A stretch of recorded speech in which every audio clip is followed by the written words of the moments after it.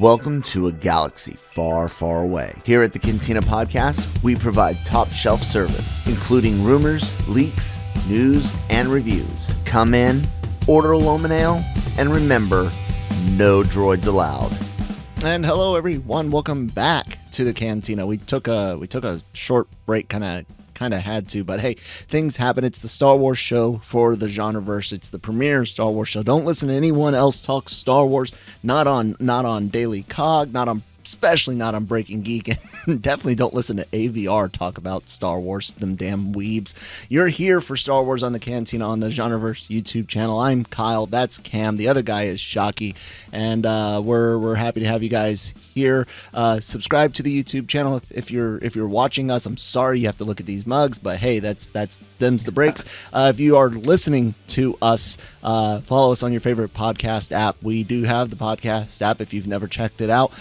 Great shows dealing with anime, Marvel, Star Wars, of course, general geek and pop culture entertainment type stuff.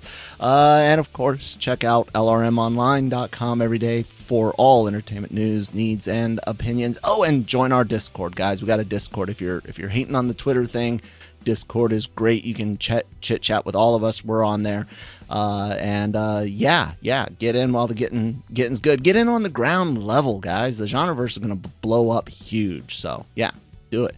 Cam, what's up, man? I haven't talked to you in a minute. Yeah, nothing much. Yeah, it's been a while, but yeah, all good. Shockey, how's things going back after this new year started? Hey, 2023 is definitely off to an interesting start, but hey, it's been good so far. Yeah. Yeah.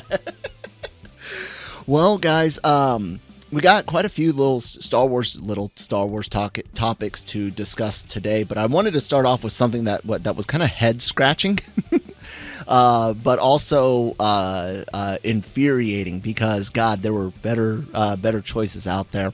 It's award season, it's the new year, so it's time to praise all the crap from last year.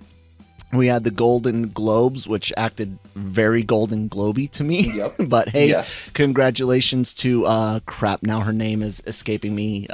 Plays the Queen, Black Panther's mom, and Angela Bassett. Angela Bassett. Thank you. Congratulations to her and her win. I do think that her, depending on what other movies are nominated, I actually do think that she's not a bad choice for the supporting actress award.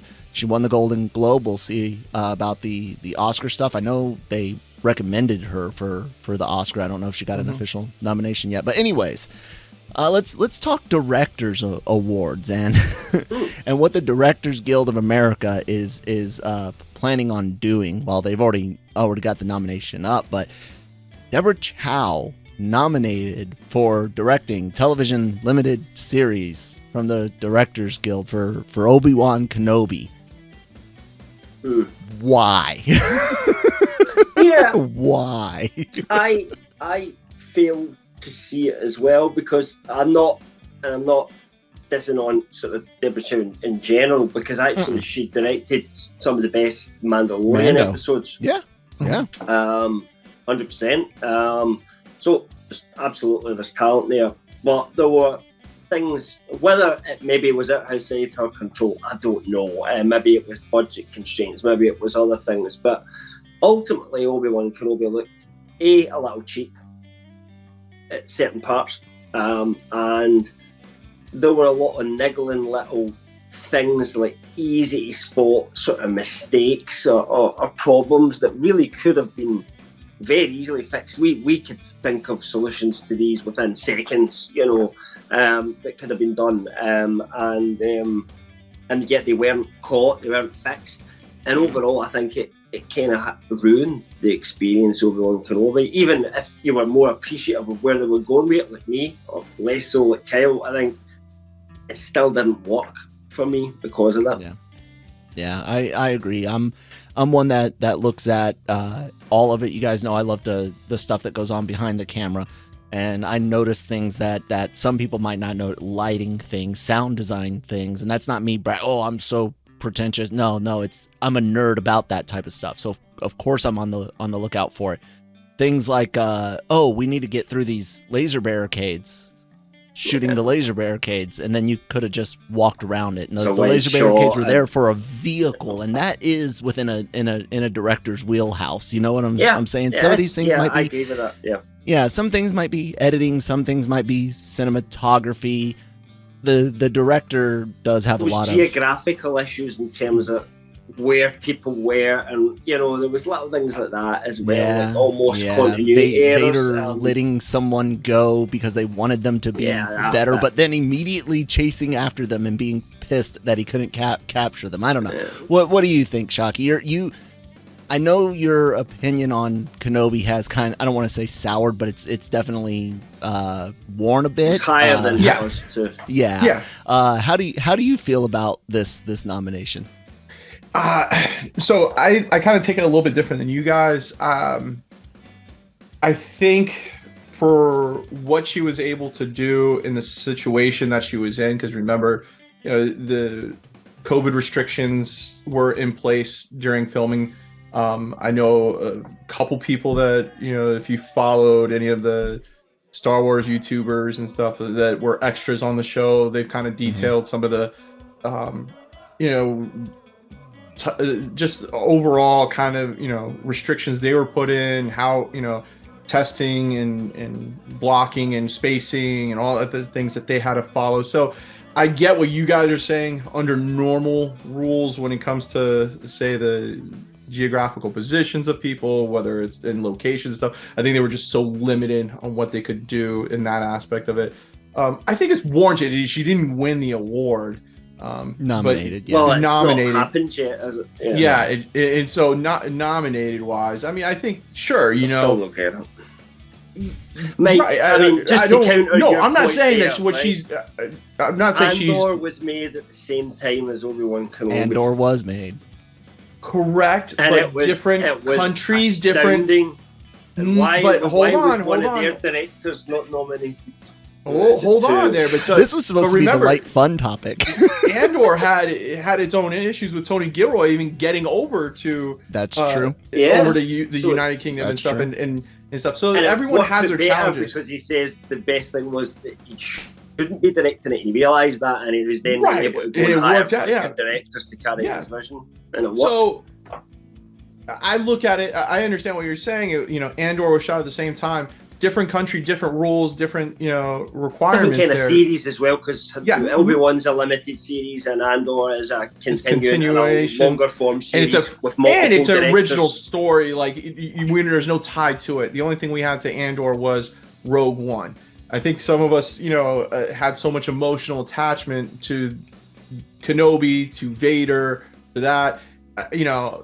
Was the story great? No. Was the writing great? No. Took their time instead of seemingly because they filmed it so quickly. Well, remember too, filmed quicker than any of the other shows seem to film. But remember, this was the third story that they had done on Kenobi. The first two got scrapped. They basically were, it was going to be the search for Obi-Wan, and then finally they plot. It's not the general story that I really have an issue with, though. It's as Kyle and I were talking about, though. It's the little details which could have been picked up by a director, should have been picked up. When you're, even if they're not picked up at the script stage, they're the kind of things that you notice on the day you're shooting and go, right, this doesn't work. So we need to have this character come in from here earlier, because and little things like that, and it's those little details that we're missing from Obi-Wan Kenobi. Whoever she hired as a script supervisor should be fired. The script supervisor sucked as well, but whatever. I get you guys on that. Like, I'm not saying Obi-Wan was amazing and stuff, but for what we got. And some good moments. I loved some moments in it. Yeah, good moments. But I'm talking about competition-wise. If what was out there in 2022 that you could say, Andor, okay, I'll give you. You could pick out a limited, because Andor wouldn't be able to go for the same award. True, you're right. Yeah. So limited. I don't know. See, that's the thing is when you're in that certain niche. I mean, you almost gotta nominate. I would honestly, throw it out there, and I was relatively, I wouldn't say I was lukewarm on it. I enjoyed it. It just isn't necessarily what I would have done. But I'll tell you a made for TV movie or limited series that I think had better direction, just direction, Werewolf by Night. I think that was more competently directed than Obi-Wan Kenobi. And there's one right there. I think it's better. Jeez. It's so the actual award is for let me read it. Movies for television, which the special would be a made-for-TV movie, in my opinion, and limited series. So that's kind of what I'm throwing out. Okay. I mean, look, let's face it. There's not a whole lot of limited series anymore, anyways, because everyone needs content that they want to continue on. So what other one limited other series very were good there? point to make, and that's that who really cares about these awards anyway? We don't. You don't. I don't. We that's care not obviously why we enough to watch talk these. about it. You know, we were just shocked. I think that's all it is. It was one of those things that we saw it and we went, huh? You know, it just didn't seem to make sense. But, you know, I don't care who wins awards. You know, it doesn't. It's the most pretentious shit in Hollywood. Quite frankly, am I allowed to say that? Because I know we're trying to be more friendly these days. Is the SHIT word allowed? Oh yeah, no, that's fine. The first 8 seconds have to be super squeaky clean, and I'm personally requesting that we keep F-bombs to an absolute minimum. Everything else is pretty much it's very hard kosher for a Scottish person to do I know. You don't understand. Not, but believe it or not, you've actually done really, really well, Cam. You just haven't been aware that you're doing so well. Trust me, it's rough for me as well. But no, you can say shit. Have at it. Say shit. Yeah. I don't know. What's the other thing that we were going to... The posters?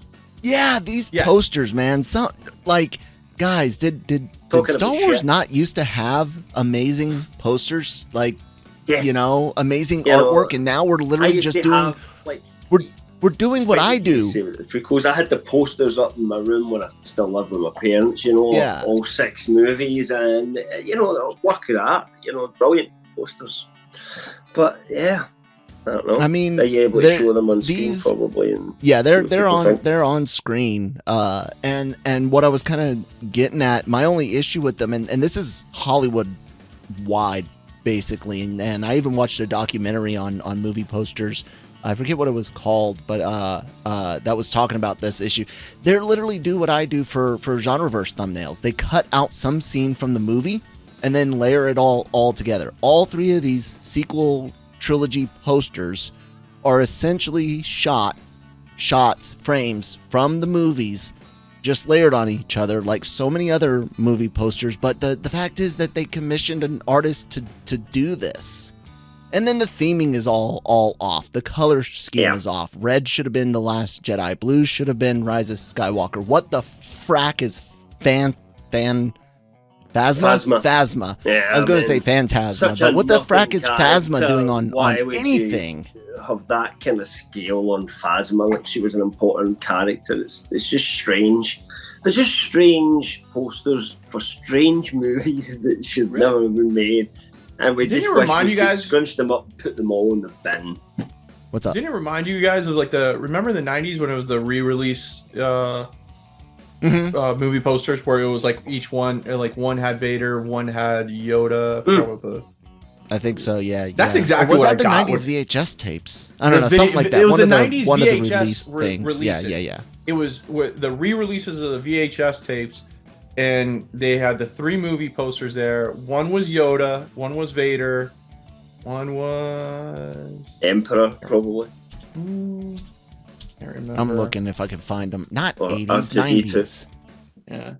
No, 90s. I don't remember these. Maybe it was different. I don't had know. the But classic Mike, posters, but you're a bit more artsy than I am. I mean, like I said, I could do what they did, not necessarily as well because I don't have all the shading eye and stuff like that. But the whole just layering frames. I mean, you can't tell me that it's not a little disappointing, isn't it? I mean, even the special edition had better posters. You know. Correct. I mean, I think that ultimately this has no tie to anything. I don't understand. Like, there wasn't a re-release. There wasn't a, director's cut version of these or something like that. That's what just was kind of weird to me. It was like, why just drop these all of a sudden? Well, there might be a reason in some of the rumors that we want to talk about in a little bit, but that could be that's vague, but you know, we'll see. I mean, rumors, but like, why wouldn't they come out with the announcement of it? With like, because when they did the VHS re-releases, which I'm trying to find. I couldn't find everything's it's the either the Stormtrooper special edition. Okay, so A New Hope was the big. It was the side face of Vader, and you had an X-wing firing on Vader's custom tie. That was the New Hope one. The Empire Strikes Back was a Stormtrooper half helmet, and then the AT-ATs on Hoth. And then there they are. Yeah, Return of the Jedi was Yoda half face, and then the scene between Vader and Luke fighting in lightsaber. And to me, when I saw these posters, the new release ones, I was like, that's exactly, they took the same exact concept as the 90s VHS re-release tapes and used that. So I was thinking, are they doing a re-release of the new trilogy with some new special effects, or new 4K or what? I don't know. At least they artistically changed because I had these in my mind. These are what I wanted to look for, everyone looking on screen if you're watching on YouTube. But these are even more bland and boring, but that's very 90s of them, because this literally is just a frame from the movie with no artistic shadowing or anything like that. So at least they put in more effort than those. God, I would love to have a set of those tapes again, though.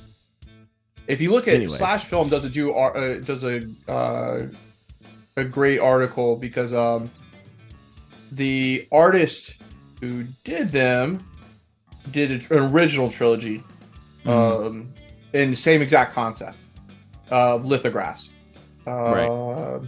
Devin Schaffler is the artist and stuff.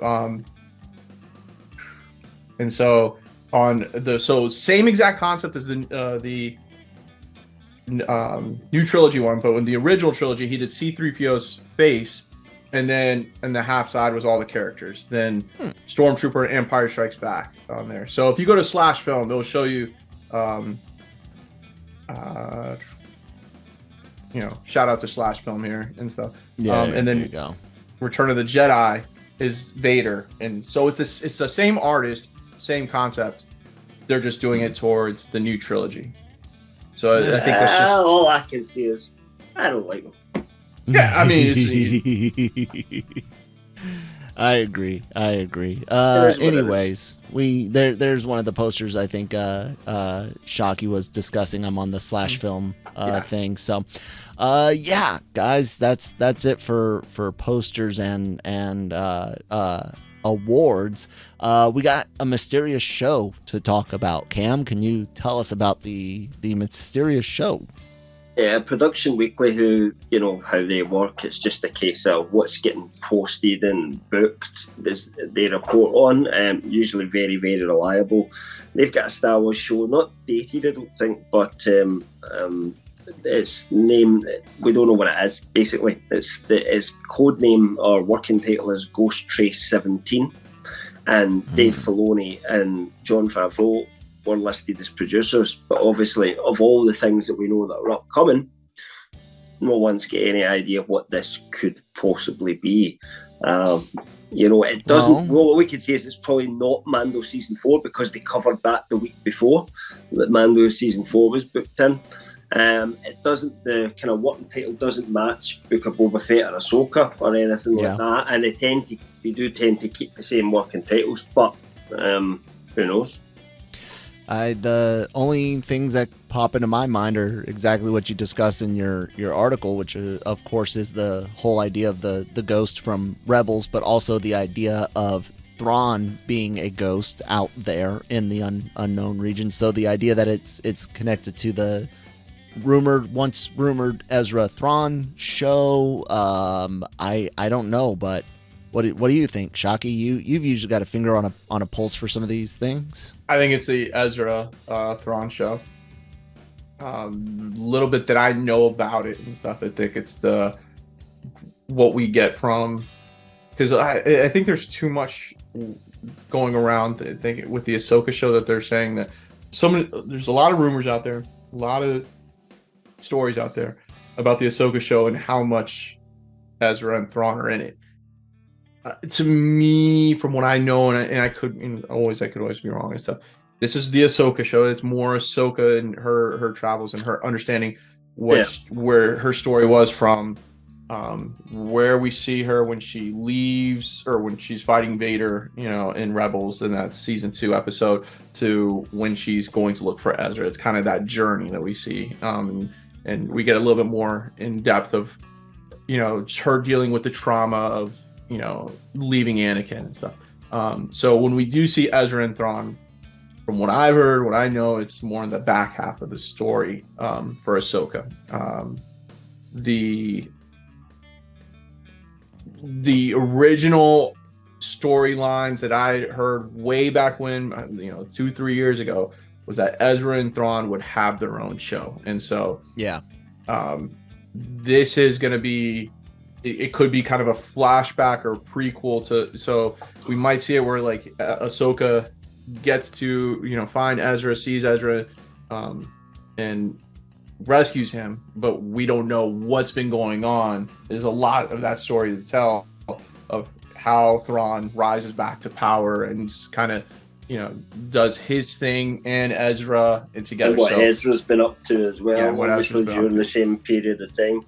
Yep. Because we kind of, you can't just not fill in the gaps of what Ezra Bridger, your basically main character of Rebels, was doing for, 10, how many years are we talking? Yeah, anywhere in between 5 and 10 years. Yeah. It's going from being a teenager to an adult, as well in that time.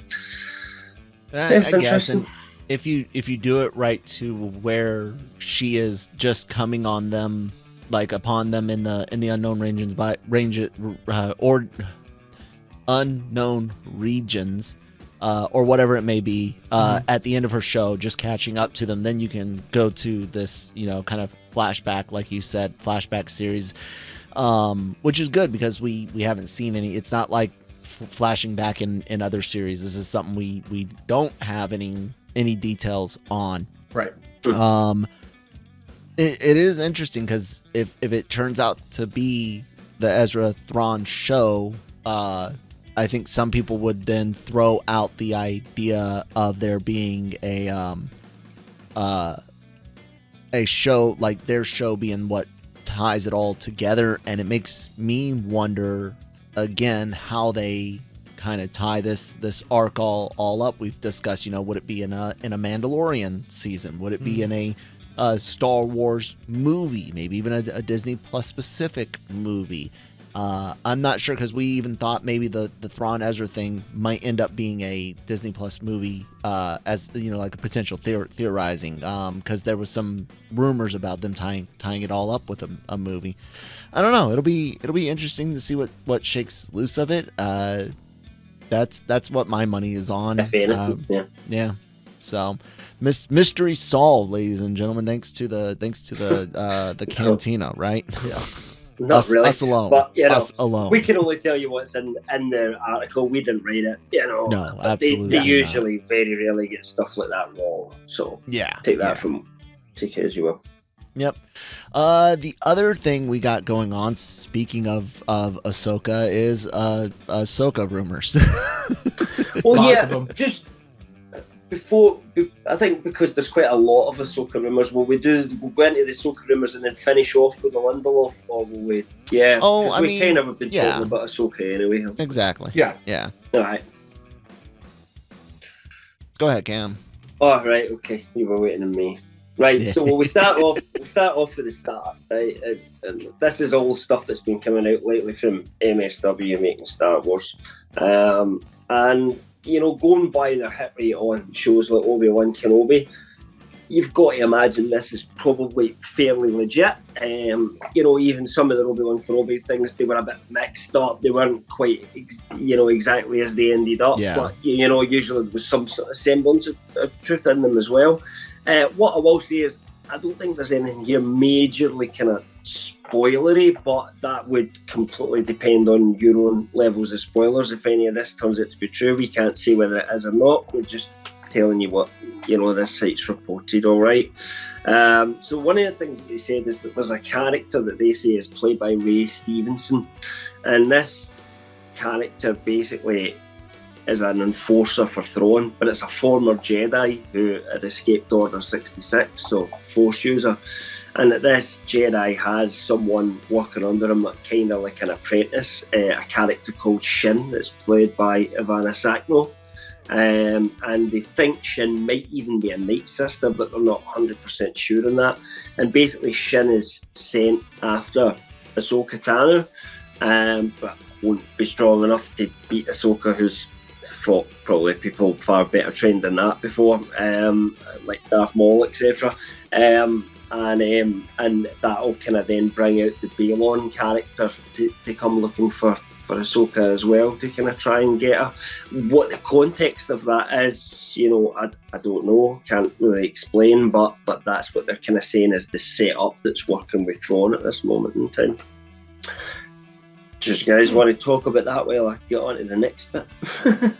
I don't really have too much to say on it. Like you said, it's not super spoiler-ish. I had the wrong article up, and now I've got the right one up. So it's all right. Mike, anything? It would just be interesting. I don't know if it's a Night Sister or not, because of with Jedi Survivor. Jedi. What is the original? Was it Fallen Jedi Order? Jedi Fallen Order. There we go. There's too many games to keep track of. So with Jedi Fallen Order, all the Night Sisters are gone, pretty much. Dathomir was destroyed, or by that lone Jedi was there. So for a rogue Night Sister to be going around, I don't know. I mean, it could be. But it's pretty much. Although this is supposed to be from some potentially unknown, unexplored region where there was rumours that might be where the Night Sisters really kind of came from initially, rather than Dathomir. I don't know. Yeah. I like it. See it. I like it. You don't see it. Well, on top of that, the kind of other thing that they've said is that there's I don't know if I want to call them zombie stormtroopers, but basically there's these troopers that look as if they've been sort of split apart and then kind of put back together again. They have, like, the armour's all sort of joined up, kind of like Kylo's was. They described it as Kylo's helmet in Rise of Skywalker, where, there's veins running through it. The glue. But the veins were like a gold, they were super golden glue cracks or yellow veins running through it. And they seem to think that might have some connection to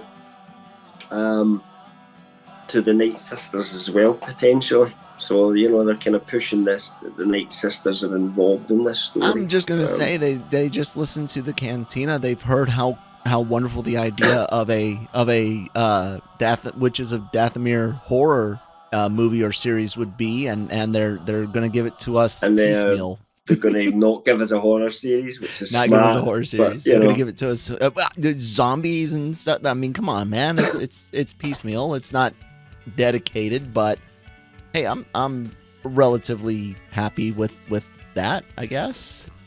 And I guess ultimately these characters are supposed to be working for Thrawn. So we'll see. How these rumours check out. As I say, we've got no reason to kind of doubt them in any way. The kind of last rumour that we'd got from them, which I absolutely buy this one completely because it's just right up Dave Filoni's avenue, is giant puppies Ahsoka will feature Loth Wolves, which were kind of regularly featured in Rebels. And even come from earlier pre-Star Wars Dave Filoni work that he did, the kind of imagery of a girl riding on a wolf. And, making Star Wars again, that they've said that, there's like horses being used to simulate it on set, but, and when we see it in the show, it will look like a wolf. And that the wolf's kind of code name or whatever it was being used in the show was Doom, which is similar to Doom, which was kind of, there was some weird thing happening in Rebels, Kel, where, Kanan had died, right? And although he didn't know how to come back as a Force ghost, it was like his spirit came back a little bit in this Loth Wolf. that's had these weird kind of connections to the kind of Force and stuff. But they've been building that up for quite a while, as you know, they're almost these like animal connections. And remember, there's like the whole owl that follows Ahsoka about and stuff like that. So there is some weird shit going on there. It was more Ezra had a lot of Force imagery with the wolves and stuff like that, where they were like almost like guides for him in the Force and stuff. Am I remembering that right, Mike? Sorry, that's roughly what some of the stuff that happened, didn't it? Rather than Ahsoka herself having this connection, it was more a kind of Ezra thing. But that could be interesting, because we'd heard that she would be looking at possibilities through the world between worlds and possibly realising that she cannot change fate, you know, and that she has to push on with her own sort of mission, if you like. Wonder if the wolves could be there as some sort of guide that she kind of rides them through the world between worlds or something. I have no idea. That's just, the site doesn't say that. They just say that, you know, at some point they think she will use it as a steed because they've got horses duplicating for it, and obviously you bring horses in so you can have somebody ride on the top of it. But you know, that's just kind of mass speculation thrown in there. What do you think about that? I don't have any issues with the animals themselves, as long as they look good on screen. Which that's the one thing I doubt they will do, is look good on screen. It might be used well, but let's face it, Disney's track record with special effects and CGI this last couple of years has not been the greatest. It's really hard to pay for top-notch CGI when you're billions of dollars in the hole because of streaming services not being sustainable. Daily Cup of Genre every Monday. Listen to Manny and I talk film and movie and TV business stuff. Good plug. Good plug. I know, right? God, dude, we had a field day on the streaming stands this morning. Everything else, yeah, man, it's fine. I have to see it because there's so much of this that I personally don't have an attachment to, because I didn't get into the cartoon. Yeah. So what are you feeling about it, Mike? You ready to see the big pups on screen? Not really. No. Whoa. Okay. Yeah. You don't need, I don't think it's gonna be. I don't think the CGI is gonna be up to this my standard of seeing it. I'd rather that just be like a cartoon thing, and then, you know, keep it that route. I see what you mean. Yeah, I just don't. You in don't real trust life, Filoni to make it look right. He would, you know, make sure it looks good before, you know. Listen, if we're talking Spielberg directing, sure. And don't get me wrong, I love Filoni and everything like that, but his years of, or you know, his experience in directing live action is very, very limited, and he's mostly with animation. And so, if it's animation, 100% go with it. But for live action CGI and directing and having the, you know, the know-all and the you know, the everything to tell an actor, okay, you're gonna want to look up here and do it like this, because the wolves are humongous. I mean, when you see it in Rebels, I mean, you know, they tower over the, you know, Ezra and the other characters. And so if you're just bringing in horses and you're telling Rosario Dawson to look like this, and then they're going to be her height and stuff, then it takes. Bear in mind how difficult Game of Thrones, which was at the time the most expensive show ever made, they really struggled to get the direwolves, and probably cut them a lot from the books, because, you know, they just really difficult to make wolves look that big and believable at the same time. Yeah. I mean, you know. I hope they. Maybe it doesn't look as bad with Space Wolves. I don't know. Like I said, they have to look good. I really don't care about anything else, because I just don't like being taken out of the situation by obviously bad CG. But I don't have a lot of faith in them looking. It's just, how bad will they look? Listen, if you know. If you want explosions, you call Michael Bay. You know, if you want serious acting, you call Spielberg. If you want CGI, then you call James Cameron. You know, and that's where, if you're gonna do something like that, they needed to call James Cameron and have him come in so he can line everything up perfectly so it looks legit. He would take 10 years genetically modifying giant dogs first, so that way he could film at least with a giant dog instead of a giant wolf. So. We probably wouldn't see Ahsoka for another 10 years. So like, all right, guys, I'll direct it, but I need to make it my way. And 10 years later, we'd have badass gene editing. 6 billion. No, right. We'll see how it We're goes. actually going to fly to a different planet, so we've got different gravitational effects. That's discovered. That's what Tom would do that. Yeah. Well, let's carry on. Let's talk about the next potential Star Wars movie. Yeah, let's talk about Lindelof a little bit. So Daniel Rickman, Daniel RPK on his Patreon had said he'd heard a few details about Lindelof's movie. And essentially, this is what I kind of was alluding to earlier on. He had said that it would be set post The Rise of Skywalker, and it could feature some characters who had appeared in The Rise of Skywalker. However, the lead of the film would be a male character, and they were looking for a person of colour for the lead actor. That's the kind of what they're looking for at the moment. Obviously, no casting or anything at the moment. And then Jeff Snyder of the Hot Mic, he kind of had to correct himself. He said first a female person of colour, and then he changed it to say no, he was wrong. He was a male as well. So he kind of almost backed up Rickman on that. That's what they were looking for, the lead. But he didn't have any other information. He didn't, it was set post Rise of Skywalker or anything like that. But we'll see. But I wonder if that's maybe why they're trying to kind of say, do we try and get into something? Is there any nostalgia out there for these films now? Have we left it long enough? I don't know. Yeah, I'm gonna be that guy for a second. Out of new Disney Star Wars, and we'll just count the original. I don't know.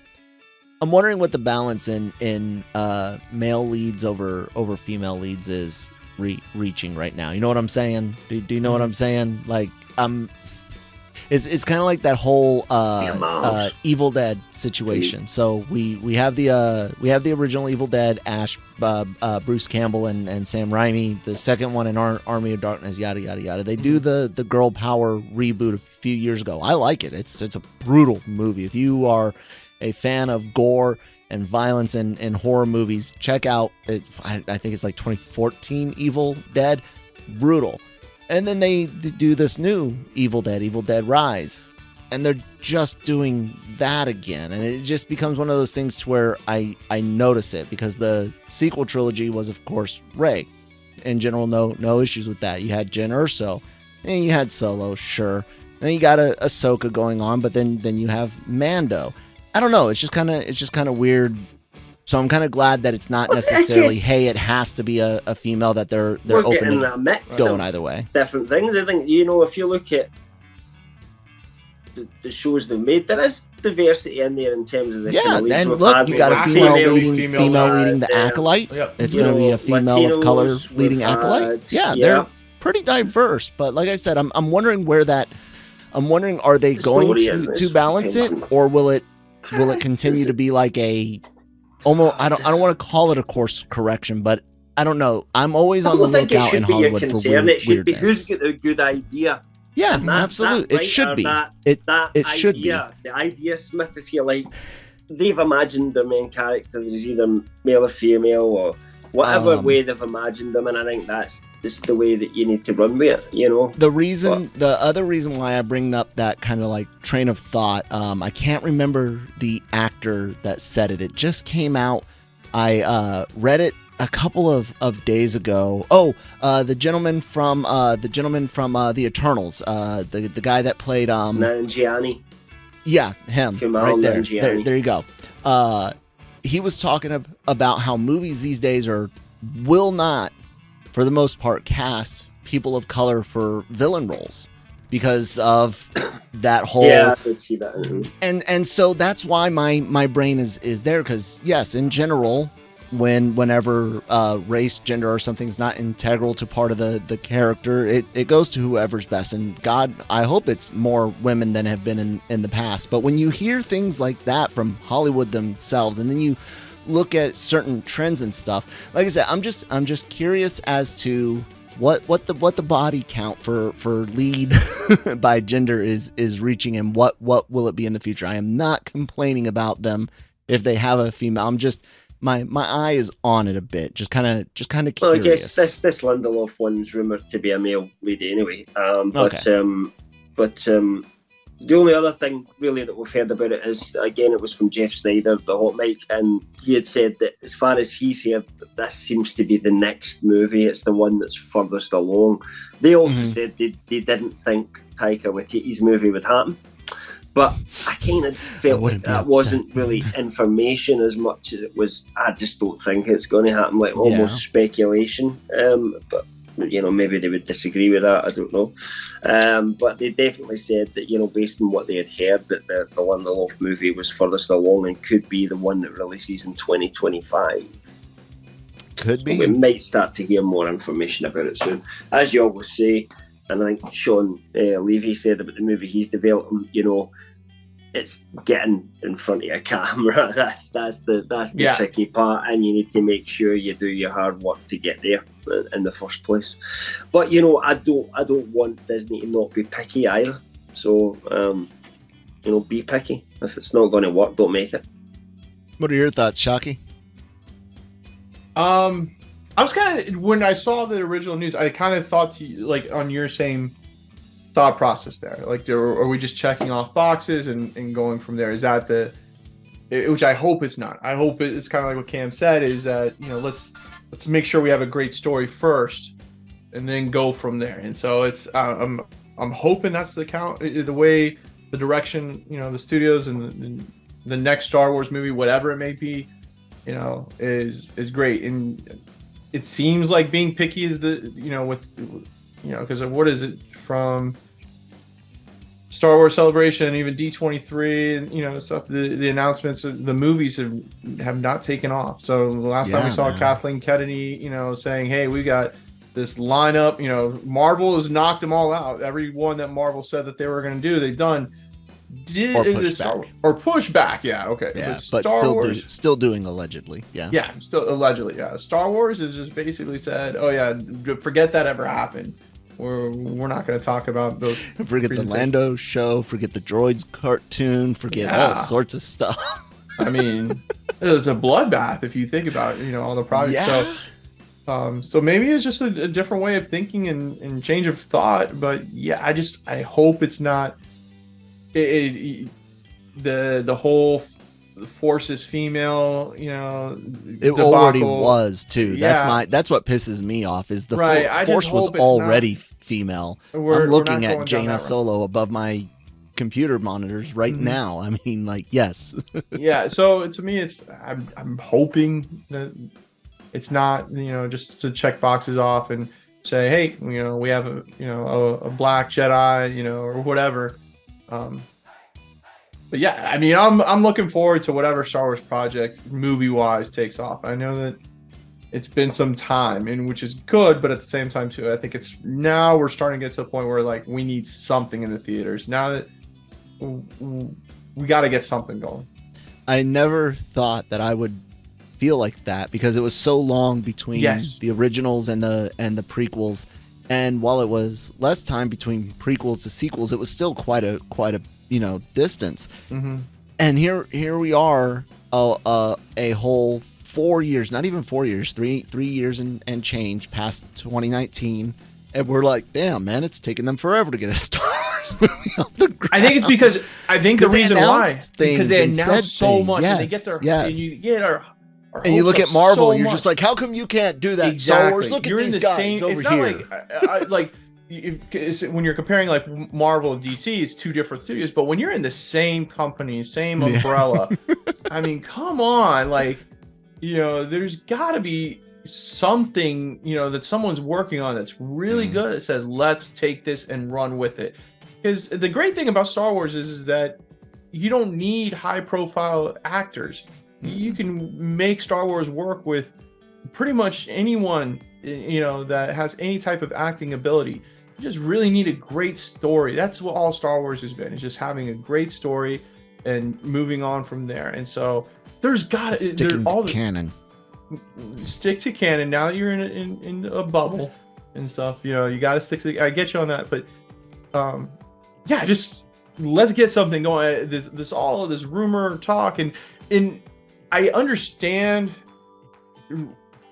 some sort of secrecy, because I guess it's the opposite effect of then saying we're going to announce all these projects and then they don't take off. So now I guess Lucasfilm is more into, we're keeping everything close to the vest until it's actually in production and we have a trailer. But something at Lucasfilm marketing, or someone has got to like find a happy medium and be like, you know, instead of announcing 20 projects, let's just announce one and what the theme about it is and stuff. Because even like the Alkali, which is, what is it, at the end of this year, right? No, I don't think it was on the calendar. It's next year now, isn't it? So 2024, right? I believe. So I mean, we're still a year away from Acolyte, but still, we don't know anything about it except just it was a long time ago at the end of the High Republic. That's it, you know. Yeah, it does look like 24 now.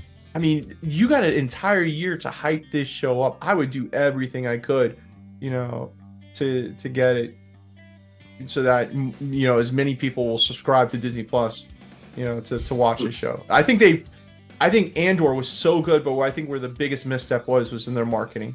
I think they didn't do enough to get people from, because that story was so good, and I think just casual fans really enjoyed Andor, that they could have gotten so many more people to jump on, and they waited till the end of the show to run it on Hulu and stuff. I would have ran the first episode on Hulu, just kind of like what Paramount Plus does. They run the first episode on Paramount TV, and then they say, all right, you want to watch the rest of the show, go on Paramount Plus. Give a little tease to it and go from there. Movie-wise, we need something. And it's got to be good.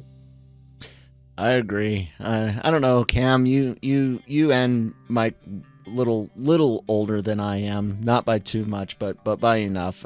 Do you feel the same way, man? Does it feel weird, kind of being hungry for a Star Wars film after only 3 years, or you? No, I don't think so, because you know, went through big long periods where, you know, I mean, I still remember thinking we would never see another Star Wars film again. I remember going to see the Ewok films because they were the closest thing that you were ever going to get to a new Star Wars film, and being just, why can they not just make more Star Wars films, please? You know, what is wrong with you? Yeah, I was an adult by the time they made the prequels, so it was my entire childhood, basically. You know, it took them to make more films.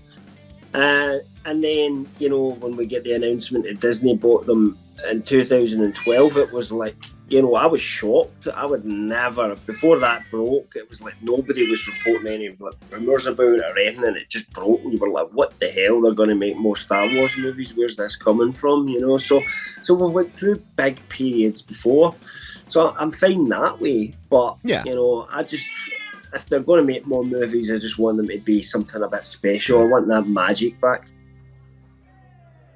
I agree. I have this you know, love-hate relationship with Star Wars. I mean, I freaking love it enough to put it on my body permanently.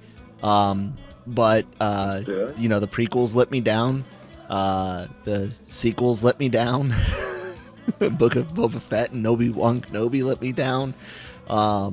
And like I was even one of those at the beginning when Disney first bought it that was like, yeah, the EU cannot become, they can't translate that into movies. They, you know, people are too old. You can't skip that much history. JJ and KK said, hold my beer. Let us skip some history and move that far that fast. But I was okay with them kind of doing things differently, just not doing them bad. I want a Star Wars movie just the same as for Cam. I want that magic back. I want to sit down in the seat. My curiosity is this: will we ever hear the main theme again, or is Disney going to say, "Oh, that's a Skywalker only thing"? Ooh, that's a good point. I actually want any saga, even if it's a new saga. I want that to have the main theme. I don't know. What do you think, Cam? Well, they didn't use it for Solo. They didn't use it for Rogue That's One, why I said saga stuff, not individual one-offs. I'm talking. Depends if you're talking next thing. If this was a new saga, that was starting, but we don't know if they're going to do that. That's the thing. We just don't know. Are these just standalone films? Is that what they're doing at the moment, or is it going to be a series of films that have an interconnected story that we build on as we go? We've no idea what kind of plans that they've got in place at the moment, and until we know that, I don't think we can answer it. So, like you, I would say, if it's a new saga, I would have it Star Wars something, and the music should be there, but just change the titles a little bit, or which I think they should have did with the sequels. Started a new saga instead of trying to connect it to the Skywalker saga. I agree. But if it just ends up being standalone movies, then I don't know if we do need that. Like we don't need an opening crawl, do we? For a, because the themes, the opening crawl, that's all part of it. I think the abrupt start for Rogue One was exactly that, too abrupt. There should have been something between the Lucasfilm Limited logo and then just a bunch of violins, and there you are. No, that was a bit too much. The freaking comic book style preface, or whatever you want to call it, inside cover synopsis was they used in Solo. I hated that. I thought that was just dumb. And what they do with like Mando and stuff is okay, to have their own thing. I don't know, man. Star Wars, even the old video games used to do crawls. Like if you play TIE Fighter, if you play X-Wing, if you play Rogue Squadron, you play Knights. They all fundamentally had crawls in your brain. Star Wars to do opening crawls, why not let everything have crawls? I mean, I would not have been mad at Star Wars Rogue One. I really wouldn't have been mad at that. And then there goes a crawl. Like I would have loved it. Some little bit of background information. Yeah, I mean, I'm fine with that as well. I think I would rather have it standardized like that than the opposite, that we never see that again. Yeah, that's my fears. This is only for the Skywalker saga. So unless somebody comes up with a really 10, cool, 11, 12 different thing, because that was one of Lucas's great ideas, to do that way. It was unique. Nobody else had really done that before. Unless somebody comes up with, this is what I want to do because it's really, some director has a really great idea or whatever, then I think they should be allowed to go with that if they don't want to use an opening crawl. But at the same time, I hope Disney don't stop people from actually using it when they do want to use it. I hope so. Anyways, excuse me, we got anything else, guys? How have you been finding the Bad Batch? Have you watched it? Bad Batch. Yeah, that's right. Shockey, how are you feeling about the Bad Batch? Kyle asked completely of his own accord and memory. First 2 episodes sucked. The third episode I enjoyed. It had nothing to do with the Bad Batch. It was with Crosshair and Commander Cody. Yeah, but at the same time too, it's like I'm starting to hate Order 66 a whole lot. Number one, didn't kill any freaking Jedi. It seems there's so many freaking Jedi that are still around. They survived the damn thing. So it's the worst plan ever. Now, you go from it to like Revenge of the Sith thing. Oh God, the Emperor mapped it all out. He wiped out all the Jedi and basically. Come on, they've already made him out to be a fool in the books and comics, and some. Yeah, and so now some lady is running the Empire for real. Now we got video game shows, cartoons saying, "Oh no, I survived Order 66. That was nothing. I saw that coming a mile away and stuff." So it was barely an inconvenience. And now what Bad Batch is starting to do is they're starting to have the clone troopers that are still around in the Empire they had their own choices. They have their own identity and stuff. And now what's happening is that you're making Jango Fett, which is one of the best bounty hunters in Star Wars canon, lore and stuff like that. Now we're starting to think, well, shit, if these clones, are thinking for themselves and are good guys at heart, then Jango is a good guy.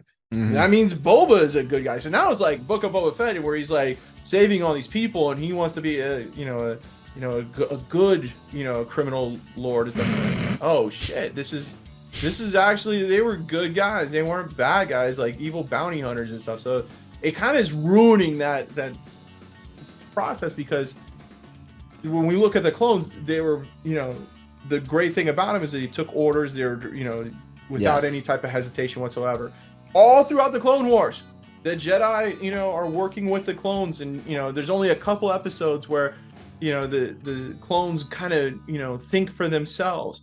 Now that the Clone Wars is over, now all these clones are starting to think for themselves and having thoughts. To be fair, though, they did have various different scenarios during the Clone Wars where there would be moral scenarios, and you know, the clones would debate, you know, but they would still follow the General's advice. Whereas, you know, if we're looking at the episode 3, the Crosshair episode, you know, the whole idea is that Cody's getting asked to do something that he just thinks, what's the point of this? You know, this makes no sense. We're just killing people for absolutely no reason here at all. And whereas Crosshair's like, I'll do that. It's our job. You know? Yeah, exactly. But that's what the clones were made, and the whole specification of this, you know, why they chose Jango, why they went this route, how they aged them. But they're also trying to give a reason why it's not completely clones going forward, why they stopped doing the clones and started bringing in recruits for Stormtroopers. I guarantee, you know? Just like Kyle just randomly just picked some random, I think he could come up with a better scenario of why the clones weren't a better fit, you know, or the Stormtroopers were a better fit than clones. They're not making any more. They're going getting older as well. Right, yeah. You know, but they're all of a sudden going AWOL. I can understand it, like, when they ended season 1. Crosshair, you know, is he telling the truth, or is Cody been taken away? Well, if you think about it, right? Conditioning, you just don't know. So Clone Force 99, AWOL. Rex AWOL, Cody AWOL. So you got to, and then from season 1 there was another. Maybe Cody's went AWOL. Maybe. Yeah, no, he went AWOL because he's gonna show up later up in the show with Bad Batch, and it's all gonna be a superhero show. It's gonna be Super Friends all over again. Like, oh god, it's what it's turned into. The show turned into. I was so like. I love the Clone Wars anime show. When they said they were Mike's doing finally Bad Batch, starting to feel my pain. Yeah, well, because I was so invested in that show. Bad Batch wasn't that good. Well, I just meant investment in Star Wars, and then it, you know, being disappointing. When they said they were gonna make it, I'm thinking, okay, let's see why the transition from clones to Stormtroopers, and think of it. Yeah, but when they went that, it's been interesting. It's been fun. I think when they went. I mean, you said yourself the first 2 episodes were terrible. You like the third one because the Omega storyline. Let's just. Omega, I hope Omega falls off a cliff. That's I just hope for the love of. I'm starting to agree with you. Like, I think it would be just a really good story now if, like, they just literally one day they just realise they've left Omega behind. Oh my god! I was hoping so much. You know what? Just bloody leave her there. She was a pain in the ass anyway. And I thought that's what they were going for. Show with her, you know, because they I think they should have made her grow up a bit, move a couple of years ahead or something like that, make her a bit more. Because, you know, I'm sick of this kid getting in the way and having stupid kid emotions. Like, you don't really understand. Want me. You don't understand how much I was hoping she went for that bag of jewels. And the whole ship falls to the ground, like falls off the cliff, and she dies. I was like, "Come on, kid, go for the jewels, go for it." No, she does her morals and does the right thing. No, leave it behind. I'm with my family. No. Oh my god. Yeah, like. Yeah, I like some of the characters that are in the Bad Batch, but yeah, I just, you know, the characters are great. Like the Omega story sucks. The story that they had. And why did they keep doing with this? What's the name? What's the dragon lady? Fucking his name? Soups. Oh, I know the one that has some sort of control. The one that talks like that. Gives the messages. Gives them all the jobs. You'll do what I tell you. I got a great job. There's nothing for them. There's no attachment there. New York, and she smokes 30 cigarettes a day. That's what she sounds like. You know, she literally has no attachment. Like, they're Clone Force 99. They're supposed to be the elite. They could go any planet they want to and hide out. It's not. Why do they need to keep doing jobs for this woman? She's done nothing for them except give them crap jobs. Because Disney Plus needed content, Cam. That's why. But the point is, the real story is the Crosshair story. His is the story. Yes. He's the focal point. Yeah, that should be the posters and stuff. How are they taking over? What is the kind of bad stuff that they've been asked to do? but it's probably not the right place to explore that kind of in a cartoon, really, that's for kids. So they need to put in all the, oh yeah, I'm Omega. I'll help you. I think that story is done. Like I think the end of season 1, when you see Clone Force, the Bad Batch leave Crosshairs on Kamino and be done with it. To me, that's the end of that. They're doing their little, mission of the week. Like you said, Crosshair makes a conscious decision to go back to the Empire and saying, "This is the way to go." Like that to me is more interesting than this what is the way Omega in her idiotic decision making is doing and stuff. Like. That is not the show. Like you said, the show is Crosshairs. The show is seeing Commander Cody stay in there and not go AWOL after one episode, but work with him and kind of see that those two butt heads on some of the storylines. That's why I'm not sure. Maybe just bad writing, but if they really just did make him go AWOL off screen, that should have been seeing any of the emotional kind of like impact they had to go through to make that decision. I just don't like it. But I'm not convinced that that's what happened. I'm starting to wonder whether they've. That was just a story that he was told. Yeah, but hopefully, because that's what they need. They needed something, a yin and yang in the Empire. You got Crosshair, who's diehard into it, and then somebody like Cody, who is under the control of doubts. But it's starting to like second guess, and I can live with that. Like, all right, I killed these people, or like I saved these people for the Jedi. Now you're telling me to kill them and stuff, and that doesn't make any sense to me. That doesn't compute, Then okay, I'm invested into it. But this mission of the week stuff here is getting old fast. I mean, it's cool to see the cameos of the old Clone War characters, but the first 2 episodes I thought like. I know just throw them away and nothing. Yeah, nothing like I understand there's 4 episodes. There's filler episodes, but not at the season premiere. The season premiere is supposed to get you into it. That's what when they did. Literally, if you just cut them out and you started with episode 3 count, it would make no difference. Wherever they go in episode 4, there will be no. The only impact that I think it could be that character that they introduced right at the start of episode 1. That's all 2 seconds of that. So she almost kind of showed up to say, "Hey, I'm going to be a new character in this season. So I'll see you in 2 more episodes." Yeah. I just wink. She was there to do. Other than that, you could skip it completely. Other than the fact that some fans think it's cool they went to Sereno, which was Count Dooku's home world, and we got to see his place split. That was a missed opportunity there. Wow. Yeah, it just makes me wonder why. Interesting stuff, but did they? No, they just found jewels and shit. It makes me wonder why Filoni has such issues getting things going early on. Like every show he does, I keep hearing about. You got to skip like the first 4 seasons or something before because you got to skip the first 4 episodes of Bad Batch before. Because for whatever reason, this doesn't feel as Filoni though. This one, I don't think. Like for whatever reason, Filoni's all like. He has a great overall story, but he sometimes in his storytelling or whatever will drift into the like, let's go explore this little part. No, let's stay on target. Stay on target. Stay on target. Keep going. Yeah. Let's go down this road. God, we're such nerds. Let's see what Omega's gonna have for lunch today. No. Let's go back here. He's almost the opposite of George Lucas, where he's too much detail, too much little detail, and Lucas is just like, there's this big grand idea, and I'll change it to fit later. We'll do 14 director's cuts. Yeah. Oh well, it is what it is. I'm not disappointed because I'm not watching it. But there's no at this point. There's nothing I could say. Oh yeah, you should watch it for. It would probably be Tales of the Jedi. Watch Bad Batch, but just take away all the Omega episodes or most of them. Which are most of the episodes, and just have the Crosshair episodes and follow his story, and actually you'd have maybe 6 or 7 decent episodes to watch. If you edited season 1 and these 3 episodes of Bad Batch to be like Tales of the Jedi, it would be amazing, without a doubt. Just 2-minute, 3-minute clips, and that's it. That's all you need to know and stuff. Let's move on. The good news is that Disney Plus's budget's going to be shrinking over the next few years, and you're not going to get as much content on there, so you might not have to worry about being disappointed in some future Star Wars projects that may come to the platform. Anyways. Well, I don't think MD's subscribing for the Bad Batch at the moment. No, no. I don't think that's driving subscriptions. There's definitely no one subscribing for Omega. Mommy, can we get Disney Plus? When is our Mando hitting? Is it April, March? When is it? Mando, March 1st.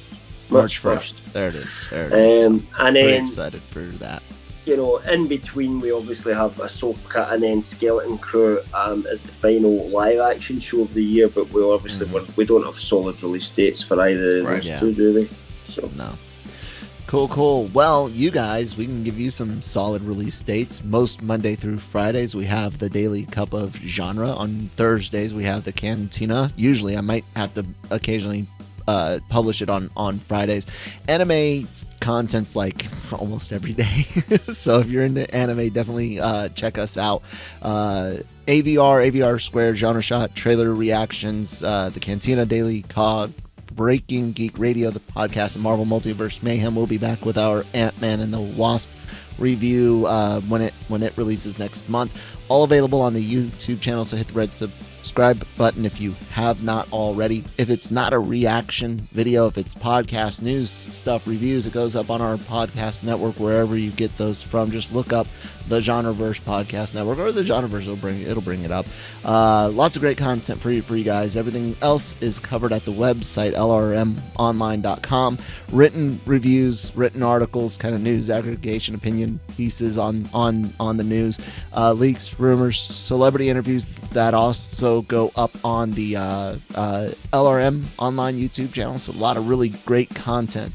Check it all out. And Shockey, what else you want to throw in there? I think you hit everything. I mean, I don't know if there's anything else we can add on there. Cam, any other final words from you? No, nothing. All right, guys. Until next time, may the force be with you.